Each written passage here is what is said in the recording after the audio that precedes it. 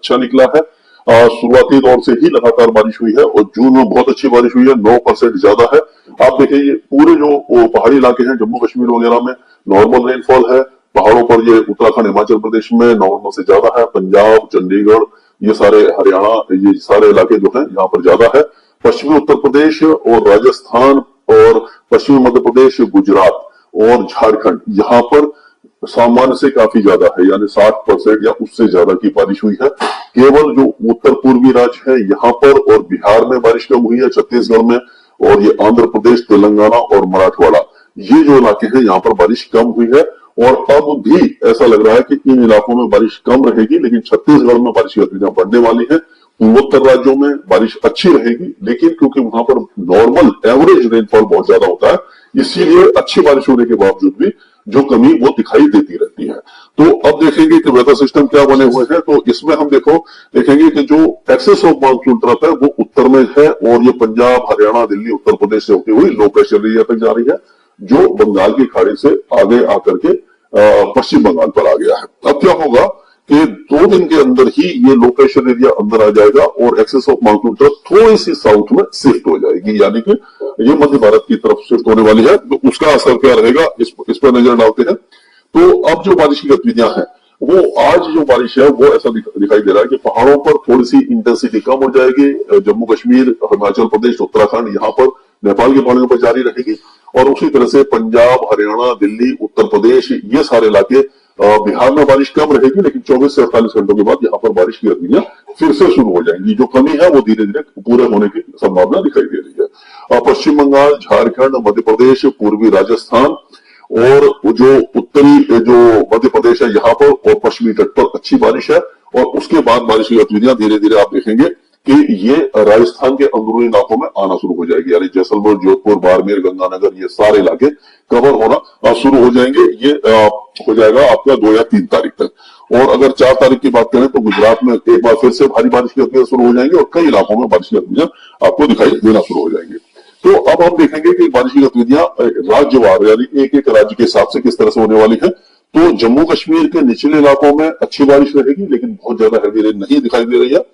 लेकिन अगर देखें कांगड़ा मंडी धर्मशाला और ये कुल्लू मनाली ये जो इलाके हैं हिमाचल के, यहाँ पर शिमला वगैरह में तेज बारिश है अगले 2 दिनों के दौरान, उसके बाद थोड़ी सी कमी आएगी।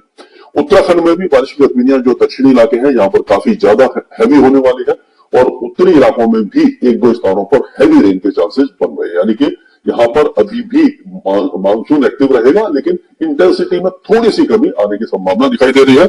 अगर हम यहाँ बात करें ये जो पहले से थोड़ा सा ये बना हुआ था इसको हटा देते, तो इस जगह की बात करें हम अगर ये पंजाब की, तो पंजाब के ज्यादातर इलाकों में पहले जो ड्राई स्पेल था वो सब हट जाएगा। अब जो बारिश की गतिविधियां हैं अमृतसर गुरदासपुर तरनतारन फिरोजपुर फजलिका से लेकर के बठिंडा मनसा पटियाला जालंधर लुधियाना कपूरथला होशियारपुर सभी इलाकों में लाइट टू मॉडरेट रेन रहेगी। चंडीगढ़ में आपने देखा होगा कि भारी बारिश हुई थी, तो इस तरह का 1-2 स्पेल कुछ इलाकों में हो सकता है, क्योंकि एक्सेस ऑफ मानसून थोड़ी सी नीचे चली गई है, लेकिन पूर्वी हवाएं यहाँ पर लगातार आती रहेंगी। अब क्या होगा कि हरियाणा में भी अब बारिश की गतिविधियां लगातार होने वाली है अगले 2-3 दिनों के दौरान, लेकिन 24 घंटे के बाद इंटेंसिटी थोड़ी सी कम हो जाएगी।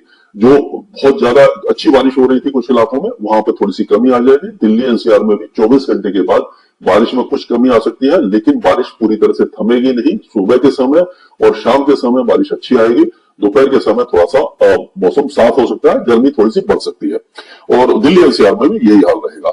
अब अगर उत्तर प्रदेश की बात करें तो उत्तर प्रदेश में अभी जो लो प्रेशर एरिया बना हुआ है इस जगह पर, यहाँ पर जो लो प्रेशर एरिया बना हुआ है, तो उसके कारण क्या हो रहा है कि लगातार जो हवाएं आ रही हैं और जो घूम रही हैं उनके कारण क्या होगा कि पूरा सामने मुजफ्फरनगर बागपत मेरठ जोधवा फुले नगर बिजनौर मुरादाबाद रामपुर भंबल बुलंदशहर आगरा हरदा अलीगढ़ ये फिरोजाबाद मैनपुरी इटावा से लेकर के आपका जो बारिश की गतिविधियां हैं वो पूरी कानपुर देहात झांसी ललितपुर महोबा बांदा ये सारे इलाकों में आपको बहुत अच्छी बारिश दिखाई देने वाली है। और बिहार में जो बारिश की गतिविधियों में थोड़ी सी कमी दिखाई दे रही थी वो अब 2 या 3 तारीख से शुरू हो जाएंगी बारिश की गतिविधियां, लेकिन बहुत ज्यादा भारी बारिश नहीं होगी, लेकिन फिर भी बिहार में कुछ राहत किसान भाइयों को मिल सकती है, क्योंकि यहाँ पर बारिश की गतिविधियां बढ़ने वाली है। झारखंड में मूसलाधार बारिश अभी भी 24 घंटों तक रहेगी, उसके बाद थोड़ी सी कमी आने की संभावना यहाँ पर दिखाई दे रही है। अगर हम बात करते हैं पश्चिम बंगाल की। तो पश्चिम बंगाल में भी झमाझम बारिश की संभावना कई इलाकों में दिखाई देगी आपको। दार्जिलिंग, कलिम्पोंग, दिनाजपुर, मालदा, मुर्शिदाबाद सारे इलाके अच्छी बारिश देखेंगे। भारी से अति भारी बारिश आपको दिखाई नहीं देने वाली है। उत्तर पूर्वी राज्यों में मॉडरेट शावर्स होंगे, बहुत ज्यादा हैवी रेन के चांसेस हमें दिखाई नहीं दे रहे हैं। अब अगर ये देखिए, पहले यहाँ पर ये मौसम ड्राई था, ये पूरे इलाके में, इस इलाके में, पश्चिमी इलाके में, और यहाँ पर बारिश हो रही थी।